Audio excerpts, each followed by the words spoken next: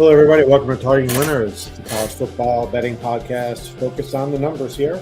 I'm Ken. I'm joined today by Darren and Peter. We got three different perspectives to try to help you build and maintain a bankroll. But before we get started, if you're watching us on YouTube, please hit the like and subscribe button. We really appreciate that very much. Spotify or Apple, and you like what you hear, please give us a follow. Leave a 5-star review if you would. That'd be great. If you like listening to me wallow in the misery of Florida State sucking and Miami being good, I'm glad I'm here to help. So give me at least a 5-star review. That's worth at least 4 stars right there. So Peter, how you doing out there in Mexico?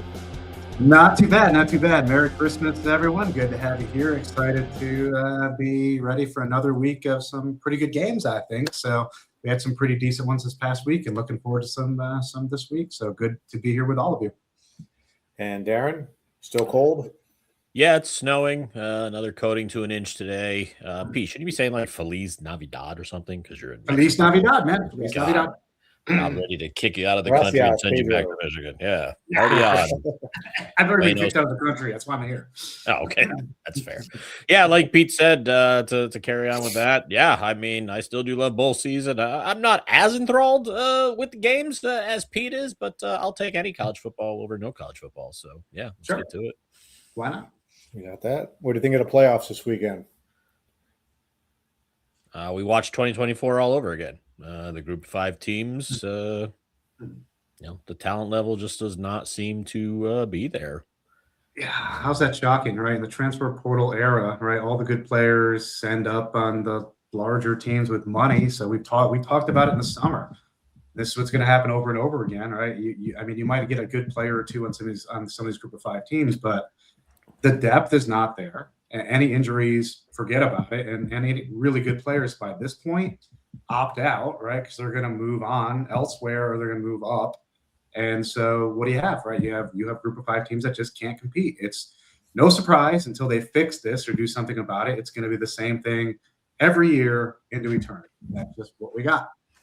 Yeah. I mean, in James Madison's defense, I don't think any team was going to go up to Oregon and be competitive. I don't think any of the other teams that lost this weekend were going to go up there and I don't even think Ole Miss could have went up there and won, or I don't think Miami or Oklahoma could have went up there and won this weekend.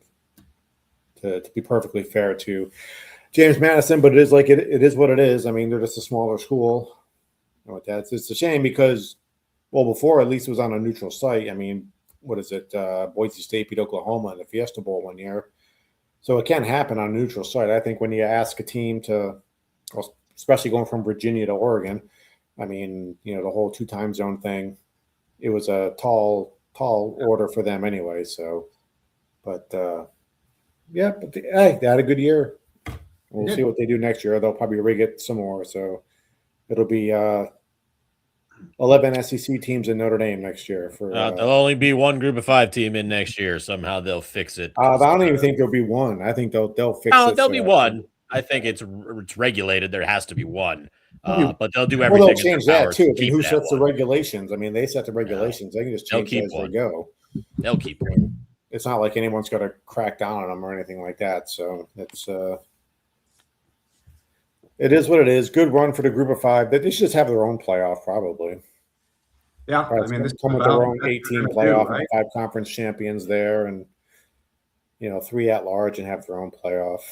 I mean, for James Madison, it was a great year, but that's the best you're going to see. You're just not going to see anything better than that. You're not going to go into a place like that and beat, one of these big conference teams. It's just not going to happen. I mean, it would take the team falling on their face. Something like just unique would have to happen. Even if they won that game, it's not going beyond that. That's the end of it, right? So it's just it would have to be like a home team where there's just like some awful weather that time of year where, a couple of turnovers here and there can swing it. But yeah, like Pete said, the talent level is just I mean, it was closer 3-4 years ago, but it's not. I mean, these group of 5 teams can't even sniff the Power 4 at this point.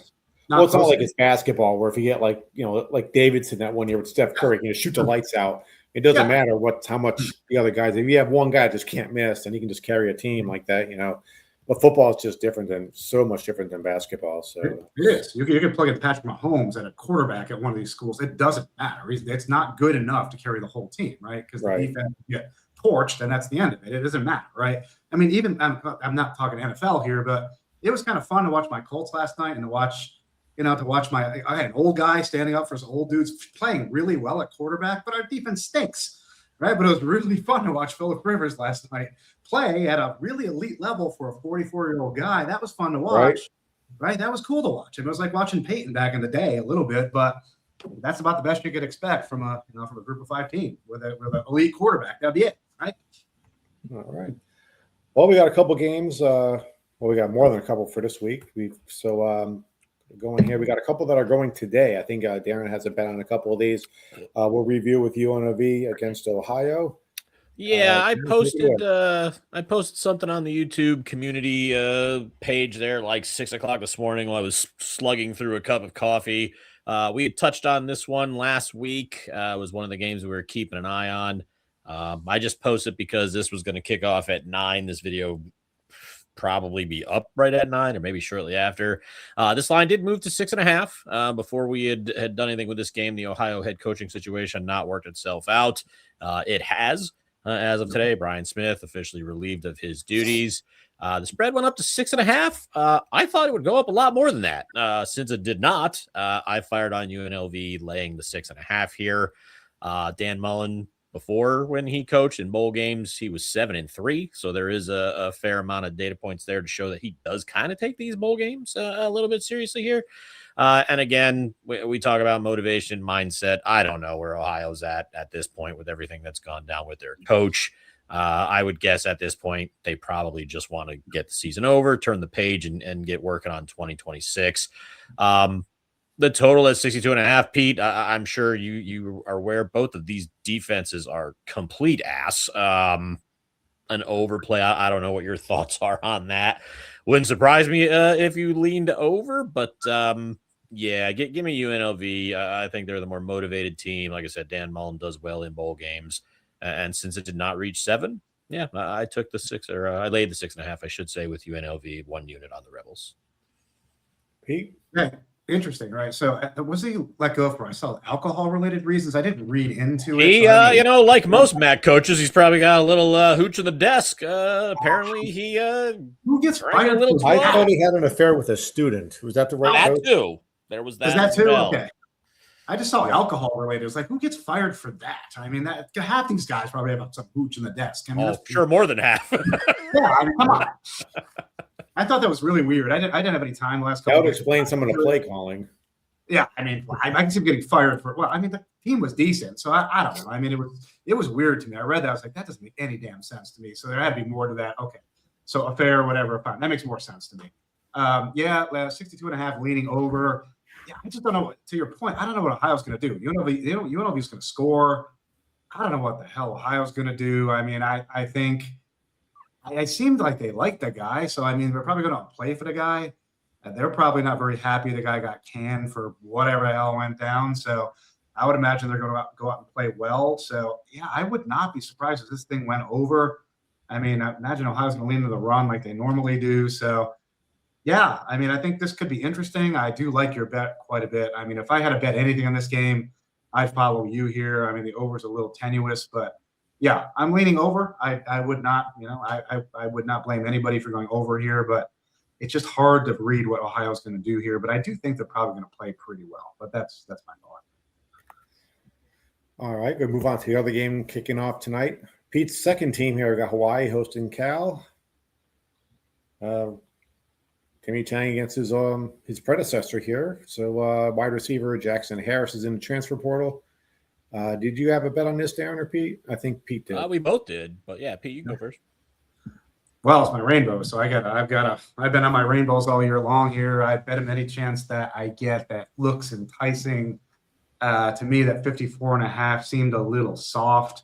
The way Hawaii's been scoring points this year, they're a little consistent, but honestly, to me, they've been relatively consistent scoring.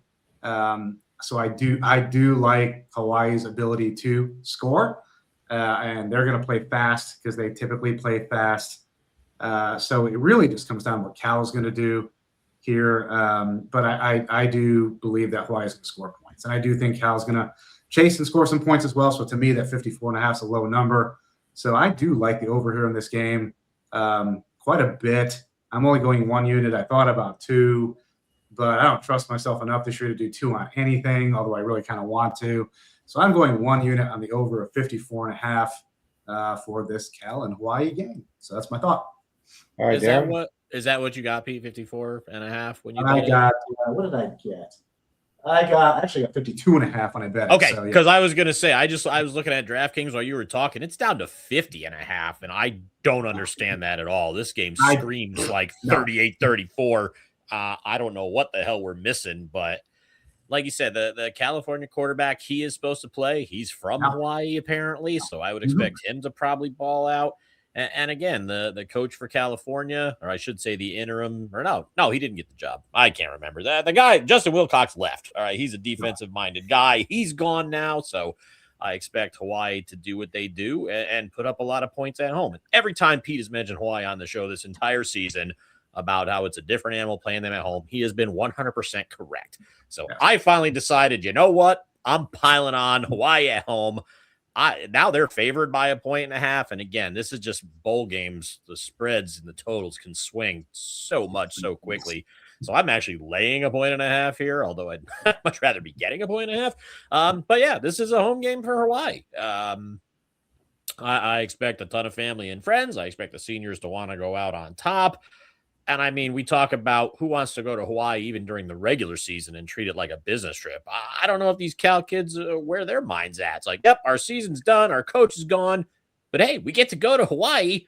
I mean, like, I don't know what version of Cal I'm going to get. But yeah, I mean, they should certainly put up some points with their QBNs. I don't understand why this total is dropping, but not to jinx Pete, I didn't bet that. I just went with the side. I mean, dude knows his rainbows and his Big Ten. So I rolled with Pete's knowledge. I'm laying the 1.5. I did not go 2 units because something about that line still doesn't make any sense. I expect Hawaii to win by more than a touchdown here, but because it's bowl season, anything can happen.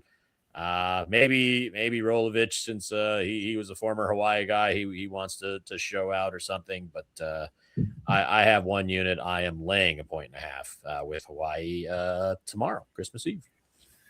Okay, now we're going to move on to Friday the 26th, the Game Above Sports Bowl. We got Central Michigan and Northwestern. Opening line was Northwestern minus 12.5 with an over under 44.5. Peter, we'll start with you on this one. Where'd you come down on this? Yeah, I came down with 2 teams that I have a little interest in. Is what I came down on. I live relatively near Central, and Northwestern has not been all that great or fun to watch. Looking at this thing, like, a game I would never watch in 1,000 years. So, I wouldn't even know what to do with this at 44.5, which is a really low number. But yeah, it seems low. Central doesn't score a lot. I mean, neither one of these teams score a lot. Northwestern plays defense. But still, it's a low number. I couldn't. That number is just no. I'm out. No idea what to do with that number or either one of these teams. I'm out. That's where I am. Any thoughts, Darren?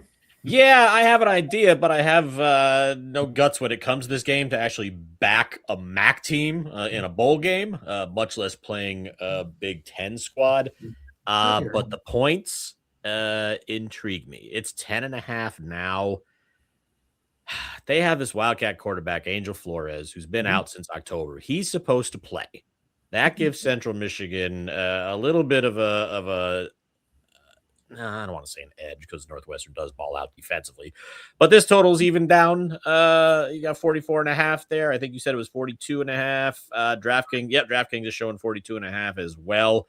If you're giving me 10.5 with a total that low, I would tend to lean towards taking the points, but there's just something about MAC teams in bowl games. Western Michigan, notwithstanding, they rolled Kennesaw State. By the way, congrats on putting the worst bowl performance on film in the history of bowl games. Good job, Kennesaw.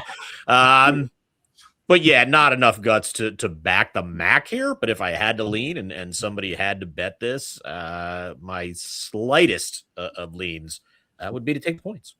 I dig that play. That is that is intriguing with this game because I would consider these teams relatively equally inept, offensively challenged. Yeah, right. I mean, like I could see this. I could see the Mac winning this game. I could see this. That would not be surprised at all. I could see him winning it outright. Honestly, I would not be surprised. Nice. Much less the points. Honestly.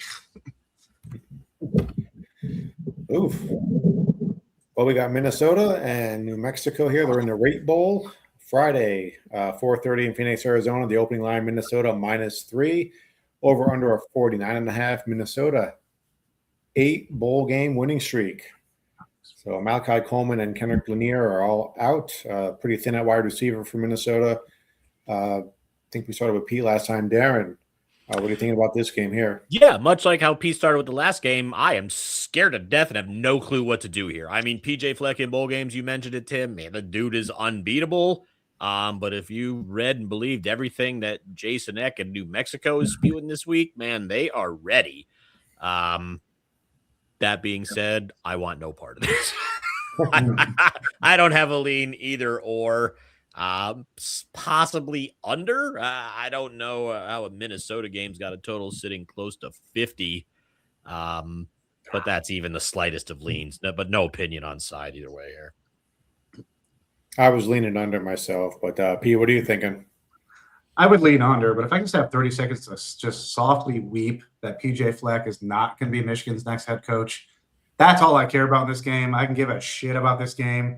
I just want PJ to just come to Michigan, come home so I can spoon him for a little bit. I'm not going to get to spoon PJ, so I'm very unhappy about that. But yeah, I'm unhappy with the visual of you spooning PJ. I was going to say that visual is quite disturbing. And by the way, before you get too excited and you need time for yourself, the total's down to 43.5, by the way. So yeah, that feels much more. That's more like it. Now I definitely am avoiding this game altogether. Because I would have definitely played that under on that 49.5. 43 is getting more reasonable. So, yeah, I mean, yeah, I don't know. I'd have nothing here other than that. Under and 49.5 be great. 43.5, no play here. So, yeah, I'm out. All right. First Responders Bowl, our beloved UTSA Roadrunners taking on FIU. The opening line was UTSA -8.5, over under 57.5. Game played in Dallas, Texas.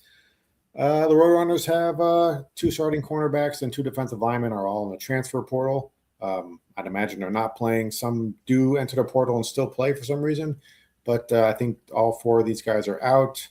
Peter, let's start with you. I'm going to need a first responder after PJ doesn't come to Michigan. But anyway, continuing forward, 57.5 seems pretty steep to me right here. I mean, with people not with just guys not playing, I mean, I was leaning under in this game. I mean, if everybody's playing, I'd be leaning over. I think there's some key people not playing, so I'd be leaning under. But this is another one of those games that's really hard to read because of the people that are not on the field. I mean, I don't know. This is a hard one to read for me. So I couldn't go anywhere with this. So I punted. So go ahead, Darren, you're up.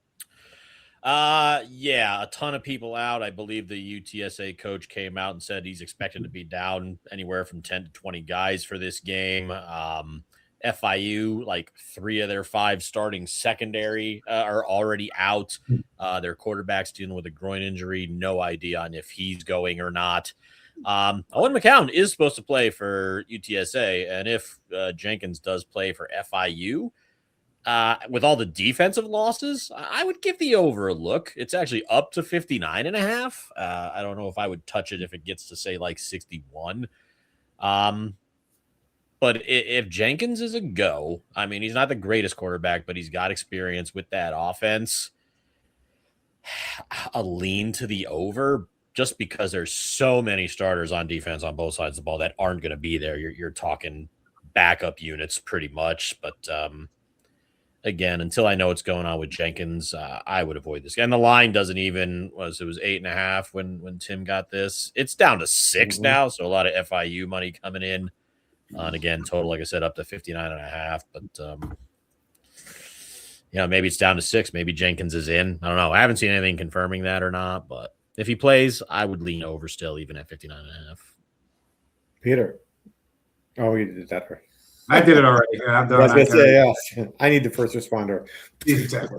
All right, we're going to move on to the Military Bowl to Annapolis, Maryland. This is on the 27th at 11 a.m. early kickoff. We got Pittsburgh and East Carolina. Pittsburgh giving 6 with over under a 59.5. Desmond Reed's opted out, and the all-time series is tied at 2-2. So, Peter, now we'll go to you. Pittsburgh and East Carolina. Yeah, we talked about these early starts not favoring offense, right? They tend to favor defense. That number's pretty high at 59.5. I mean, if this were a later in the afternoon game, I might be leaning a little bit over. The Pitt defense has been a little bit inconsistent later in the season. So, I'm kind of all over the place in this thing. But then again, Pitt's offense, when they're pressured, which I think they will get pressured a bit here, does tend to stall a little bit. So I am leaning under on this just because of the time and the fact that I think the Pitt offense is going to get a little bit of pressure on them.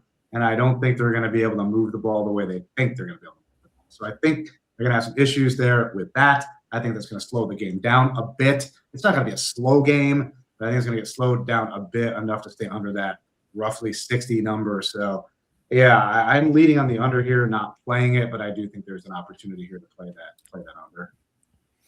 All right, Darren. Yeah, this line's up to Pittsburgh by 10, and the total is down to 55.5 if you're a DraftKings user. I do kind of like Pitt here. I mean, and one of the things I do in bowl season, because it's tough enough to handicap these. Whenever you're losing a coach or either or both coordinators, I tend to fade a little bit. Now, granted, that doesn't always work. I thought Utah State would have taken advantage of Washington State losing all their coaches, except they played like ass. It was funny that they were wearing helmets with cow patches on them because they literally played like cow manure. But you look at East Carolina, both coordinators gone. Quarterback Caden Hauser is out. I believe he is in the portal as well. So you're losing the guys who called the plays on both sides of the ball and your quarterback. Probably explains why this line is up to 10. I would still lean Pittsburgh here, even with Desmond Reed out. All right. Hold on, drop something here. Okay, we're going on to the Bad Boy Mowers Pinstripe Bowl, the Yankee Stadium. Opening line is Penn State minus a 1.5, over under at 48.5. Lots of opt-outs all over the place. Cade Klubnik does expect to play. I think they're going to have him playing this game. Darren, where do you come down on this one? Yeah, a ton of opt-outs. Clemson losing a lot. They've already had at least 4 players say they're going to the draft. That being said, I still think they're going to win this game. When the spread is 3, I'm trying to get an update. It shifted. It went to Clemson minus 3.5. That's why I was just pulling that Okay. up. DraftKings has got 3 and 48.5. No thoughts here on the total, but I do kind of like Clemson here, despite all their defensive opt-outs. I kind of was not a Klubnik guy to start with, but I mean, if he's a go, and like Tim said, all reports seem to be that he's going to be going. I like him a hell of a lot better than what Penn State's got a QB. So, as long as I wouldn't feel comfortable, maybe like the 3.5. Maybe Penn State is like, oh, hey, you know what? Let's try and make something of this season. Although the Pinstripe Bowl, I'm sure, wasn't on their plans in August. But yeah, as long as that stays 3, I like Clemson here. Not enough to bet it. With all the defensive people going to the NFL, or at least declaring for the draft. But yeah, as long as it stays 3, I would lean Clemson here. Peter. Yeah, I like that play, Darren. I mean, so total 48.5. I mean, there are so many skilled players out on both sides of the ball. Yeah, so I mean, I like Klubnik to actually drag Clemson to a win here, sure. But this is going to be a lower scoring game. This is going to be a snooze fest. I don't think this thing is going to be very exciting to watch because most of the talent at the skill positions is not going to be on the field. So this is a ripe opportunity to play the under here because it's not going to be a high scoring game at all. I think it's going to be a snooze fest. I think this is one of those opportunities where if you wanted to play a little heavier on the under, this might be a chance to play a little heavier in the under. So I think that number at 48.5 is still a little inflated, for the vast number of players that are just not playing here. So from my perspective, this is a very ripe opportunity to play the under. So I am going 1 unit on the under 48.5. That's my play. I was leaning that way myself. So. And if we got a game at Yankee Stadium, we got to have one at Fenway Park. So also have one at Fenway Park on the 27th. 2:15 kickoff. Opening line is UConn minus 3.5 with the over-under of 48.5. Got some opt-outs for UConn. As predicted, no one's opting out for Army. You stick to the very bitter end. So we'll start with Aaron on this one. Where are you coming down with this? Well, thankfully, I can't bet on this game because Army being based in New York here, but I think Army is favored by like 10 at this point, Pete, if you can verify that. Yes. But I still like it if that's actually what it is. Connecticut's got, Jim Mora, who, by the way, did a great job at UConn. Now he's going to try and rebuild Colorado State. Yeah. Good for him. Quarterback's out. The 4 of their running backs are out. 3 tight ends are out. 3 offensive linemen are out. Like 3 starters on the defense are out. I mean, if Army's favored by anything less than 13.5, I would lay it with Army. I don't know who the hell's showing up for UConn here. And, Army, they're always going to be motivated. I don't know if UConn even cares to be here. I'm surprised they didn't pull a Marshall from like last year. Like, you know what? We just don't have enough players. We're not going to go. But yeah, Pete, whatever that spread is, as long as it's 13.5 or less Army favored, I would be on the Cadets here. It went from UConn -3 to Army -8.5. Oh, hell, all under 10? I might send one of you guys money before we're done here. As long as it says under 10. Who's got PayPal? God damn it. You've got my PayPal and my Venmo. I have your Venmo. You've got all my Pete's stuff, PayPal. man. You might hear from me before kickoff. I love that bet. Yeah, I mean, Army's going to win this game, period. Over-under 40. I mean, it's 48.5 in the slide. I think it's, 43.5 now or something? It's down. What did I get? I got 43.5 when I played it. I'm still going under on this thing. That's because Connecticut's not scoring. Because UConn's not going to score. They might score 3. Maybe they'll score a touchdown somehow. So they might score 7. Army's going to run the ball all day long, right? They're going to score, 24. It might be 24-3 or something like that. They're going to win. They're going to cover. They're going to be well under this total. This is a beautiful place to parlay those 2 things together. We don't talk parlays here, but if you wanted to magically under lay those points with Army, it's a beautiful thing because I don't know what UConn's going to do here at all. But yeah, I am betting. Geez, I really should go 2 units on the under here, but I'm going 1 unit on the under of 43.5 on this game. All right. And now we're going on to the bowl of all bowls. Everybody's favorite, the Pop-Tarts Bowl in Orlando. 27, 3:30 kickoff. BYU -2.5. Over under a 55.5. And they're playing Georgia Tech. They're not playing Notre Dame. They're playing Georgia Tech. Darren, you want to start with you? I believe BYU's up to 4.5 now, and it is up to 4.5. Yeah, I really do kind of like BYU here. I think the biggest loss for Georgia Tech is going to be their offensive coordinator leaving. I believe he went to Florida. Yeah, I mean he had that offense humming with Haynes King and the running back whose name is escaping me right now. But no opt-outs currently for BYU. And, to mention when he brought up Notre Dame, I mean, BYU is one of the handful of teams that feels like they should have been in the playoff. And let's face it, the Pop-Tarts Bowl is the greatest non-playoff bowl game of all time. Yes, it is. As well, I don't know who does the marketing, but give him or her a raise because that person obviously is excellent at their job. To make this game as popular as it is. I do like BYU here. I'm a little scared to death with the 4.5. I would love to see 4, but I missed out on the number here. But I still think BYU rolls here. All right, Peter. Agreed. Yeah, I obviously I usually play totals, but that total, I don't know what to do with that total, honestly, because I don't know what Georgia Tech is going to do. I love BYU in this game. I would lay those points all day long. I think it's a great spot for them. I think it's a great matchup for them. Once again, this bowl is awesome. I can't wait to see which Pop-Tart pops out of there and who gets to eat the damn thing. I cannot wait. I want that brown sugar one to pop out of there because that thing is the best Pop-Tart there is. Yes, it is. I cannot wait. So you guys obviously have never had a s'mores Pop-Tart in your life, and it shows. Amateurs. You ever had one? Chocolate chip cookie dough, s'mores? Come on. Maple brown sugar is the way to go. All right, to be fair, I haven't had a brown sugar one, so I can't really say. But all right, well, you got to try it. S'mores ones are excellent, by the way. Life-changing. BYU is going to be eating that thing at the end. It's going to be great. So, anyway, yes, I love your bet. BYU all day. Well, but yeah, BYU is great. I love it. Okay, I got to play on this one, too. It comes down to Haynes King in the offense. I think they can be a little bit scary, but I think it comes down to like Darren touched on earlier, BYU. No one's opting out as of now, Tuesday. They like to shorten the game. I think they're going to win the turnover battle. The turnover ratio is, I believe, a +9 in favor of BYU. If Georgia Tech can't force BYU out of their game, I think they'll protect the lead. I'm thinking it's going to come down to like a 31-21 margin. So I've got BYU laying the 4.5 against Georgia Tech. And that's 31-21. That's a good score, I think. That'd be would mess with the under there, but we're gonna move on. I wanted to bet on this one so bad just because it's a Snoop Dogg Bowl, but Tucson, Arizona on the 27th, 4:30 kickoff. Fresno State -3.5, over under 46.5. Got some opt-outs there from Miami for Fresno State just as safety. He's in the transfer portal. I think we started with Darren, so Peter, we'll go with you on this one. How do you like the Snoop Bowl? Well, I mean, you got to love some Snoop Bowl. I mean, bring out the bong and everything's great. I mean, it's a fantastic bowl at the end of the day. I mean, it's the Snoop Bowl.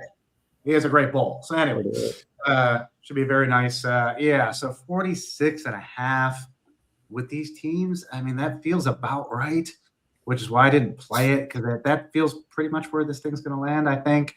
I do kind of like Miami here in this game. So if I had to pick a side, I would take the points in Miami. However, I tend to not play those games. So I tend to play totals. That total feels about right. So I didn't play it, but I think it could be an interesting game. I do like to watch Miami, Ohio play. So I may actually tune in for this one. That's kind of my jam. So those are my thoughts on this one. Darren.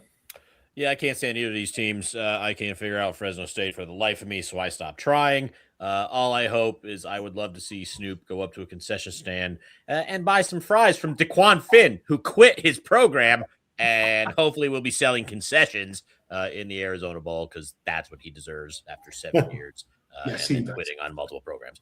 No opinion here. The line's up to 5.5. Like Pete said, Miami can be interesting, but their quarterback play since DeQuan quit has been let's just say subpar. Not good. Not good. I'm guessing for this bowl game, for the Snoop Bowl, the snack bar is going to be very busy. Yes, a lot of Twinkies, cupcakes. Well, tacos. You're assuming that more than 2,000 people are actually going to show up, first of all, because bowl games have not been very well attended this year. The whole dog pound's going to be there. It'd be great. What do you got to do? I'm sure you got a lot of things you can do in Arizona besides go to this. Pass out free samples, everything will be great. That's true. Got North Texas, San Diego State in the New Mexico Bowl this Saturday at 5:45 kickoff. Opening line, North Texas -6.5 with an over-under of 56.5. Got a couple got a key one for North Texas, key opt-out in the quarterback. San Diego State's got a couple defenders in the transfer portal. We started with Darren, I believe, last time. So, Pete, let's go back to you. What are you thinking about this game? Yeah, I wasn't sure of the opt-outs until now, right? So with the North Texas quarterback being out, that number is too high. That 56.5 is too high. If that 56.5 felt about right, if Drew was going to play, if Drew's not playing, that feels like an under to me. I'd definitely be leaning the under, because I would expect Drew to be moving the ball and all that. If he's not playing, I don't know what's behind him. Actually, I have no idea what's behind him, but it's not Drew. So, that's going to be a problem for North Texas. So, I mean, I think that suddenly became a potential playable under here, unless that number's moved, right? I haven't looked at it. So, 56.5. When did he opt out? Has it been recent? I don't think he's opted out. He's definitely going to the portal, but he's in the portal. Yeah, he didn't opt out. He's in the portal. He's playing? So is he playing? It's unclear. Last note I see is unclear if he'll play. That's what I'm saying. So North Texas -3.5 now on Hard Rock Bet. Yeah, right. So that would suggest they think he's probably not going to play. I don't know. It's hard to bet this thing, because I would imagine if he's in the portal, he's probably not going to play, which means going with the coach, right? Where's he going? Where's the coach going? I mean, the thought is he's going to Oklahoma State with his head coach, but like Pete said, until you know what's going on with him, it's hard to do anything with this. The line movement, like Pete said, leads me to believe he's not going to play, and I don't see why he would. I mean, if you're going to go to Oklahoma State, you don't want to get hurt. Exactly. But I can't trust San Diego State offensively either. So this would be an avoid for me at all costs. Yeah. Or maybe just on a fly, just play Or the just an under. I would assume he's not going to play. You know what I mean? Yeah, we assume Drew's not going to play, and San Diego State, we can't trust their offense, and this is an under, right? It's 53.5 now, so it's come down a few points as well. And again, that's probably Messmaker. Yeah, I'm sure. All right, next bowl on the 27th in my backyard down here in Jacksonville, the Gator Bowl. We got Missouri and Virginia. Missouri -7 with an opening line of over under of 50.5. I got one Virginia defender in the transfer portal. Let me see if the line has moved on this one. And I got -4 here. Yeah, I got 3.5 on Hard Rock. So that's moved considerably there. Dan, we'll start with you. What you got? Again, this all comes down to what's Chandler Morris going to do for Virginia. I mean, Ahmad Hardy is supposed to play. If that's the case, he's the best player on the field, and that 3.5 at Hard Rock is enticing. I'm seeing 4 at DraftKings. But Virginia's defense is not terrible at stopping the run. But then again, not too many good run defenses have faced anything like Ahmad Hardy. Pribia, like you got there, he's not playing. That's their backup, I believe, is Matt Zollers or something like that.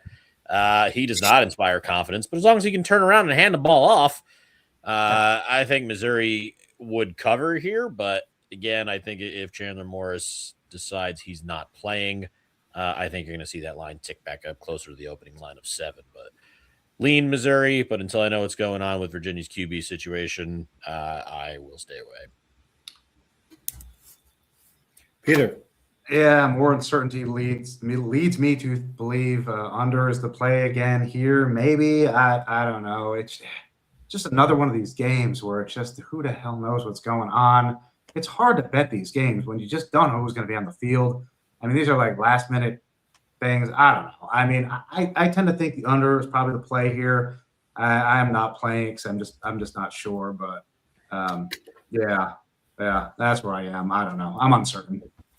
Yeah, I'm going to throw my phone over there because I just made a bet. I bet while you guys were talking, I took. I'm going to take Missouri. It's only 3.5 now, so I'm going to put a unit on Missouri. Add that to my tally sheet. Drive Darren crazy before the end of the new year. So that's good. We'll go with that. So it's only one add-on. So once I get to 2 add-ons, then I lose my marbles. So as long as we're at 1, we're okay. All right. So I can't do that for this game. I threw my phone across the room, and now we've got I think our final game for this episode. They got a Texas Bowl this December 27th. I believe that's Saturday, 9:15 in Houston. Opening line was Houston -1.5 with an over/under of 45.5. It has since moved to 2.5, at least on Hard Rock Bet. LSU's got a couple opt-outs and a couple in the transfer portal. Starting center for Houston, he left the team. Didn't see a reason for that. It can't be good. Peter, we'll start with you. Where are you coming down on this one? The Fighting Future Kiffins. Yes. All right. Well, very nice. Yeah, I mean, I don't like the total. At 45.5 is a weird ass number to me with this game. I don't like that at all. Now, that said, I kind of do like Houston laying the 1.5. I don't dislike that. I think if I had to make a little move here, I think I would go that direction. I think that Houston defense is going to control LSU in this game. I can see, I could see Houston taking control of this game, keeping it close, and winning this game. I could see that playing out pretty nicely here. Said that total doesn't make a lot of sense to me, so I wouldn't touch that thing. But I'm just curious what Darren has to say about this. But I am intrigued by Houston and that point and that 1.5 there. So, bro, I live for some disagreements on this show, but I don't think I've agreed with anything that you said outside of anything involving the Hawaii Rainbows any more than I agree here. Houston is up to a 2.5 point favorite. That total is down to 41.5. So I don't know if that changes your thought on the total, but I mean, this is like Houston's playoff game. I mean, you get an SEC team against a coach that most people can't stand in your home state. I kind of think Houston's really going to be up for this game. I mean, if you're on LSU, I mean, you've got the new coach hired now, so you could have left. If you're staying, I don't know. Do you have to prove anything to Kiffin at this point? I mean, you're kind of on the roster going into next year. I think the biggest thing with LSU is who's going to be there. Who are they going to buy in the portal coming up in a couple weeks? But I think Houston is going to be one of the most motivated teams this bowl season, and getting it under 3 still. Yeah. Man, Pete, I agree with you 130%. I did not bet it yet because, again, we're still, 4 days away and a lot could change. But yeah, Saturday night, 9:15.